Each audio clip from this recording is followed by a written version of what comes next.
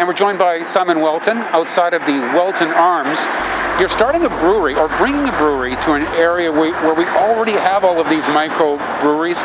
Tell me what the business case is for bringing yet another one into this cluster. Well, it makes total sense to me in that it's, a good example would be if you would open a clothing store, you'd open it in the mall because that's where people go to buy clothes. And so what we're building here is an area to go and have a beer and have some food. And, so by opening the restaurant here, which is a complement to our brewery, which is in a much less accessible location near Reed's Corner, it allows people to, come to this area and try a lot of different beers in a night in, maybe just one or two at each place. Don't go too crazy. Yeah. But yeah, we hope that people say they're going to pick 3 out of the potentially, I think by next year it could be 9 here. Hopefully they pick ours as one of those 3.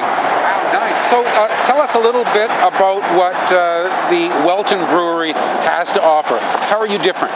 Well, what makes us completely original, not just in Kelowna, but actually in BC, is that we're the only British dedicated style of brewery. So what that means is we use English style ingredients, we use English yeast, we even actually modify our water to be the same kind of water they would use in Britain in areas of Britain that they make really good beer. So that makes us very unique in that regard. Does that mean you also serve them warm? No, we do serve them at appropriate temperatures. I like a cold beer. I've lived here too long, and so we do that. One thing that is unique, though, is we make a lot of beers using nitrous instead of just CO2. So what that does is it gives it a very creamy head, like a Guinness that most people will be familiar with, but we actually do that with pretty much any kind of beer except lager at the moment.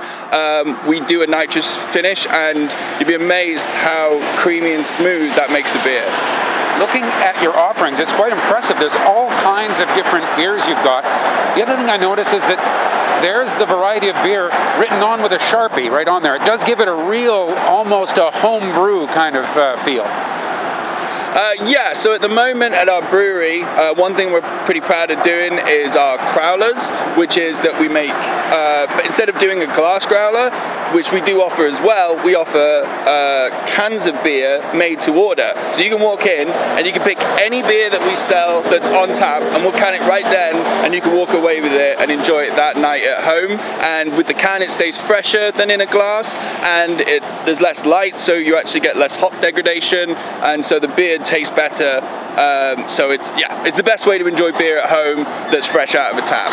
There's one beer of yours that I think that you're selling in beer and wine stores. Tell us about that one. It's got an unusual flavor profile. Yeah, so that's called the British Warlock, which actually is based, sort of geeky, it's based off of butterbeer from Harry Potter.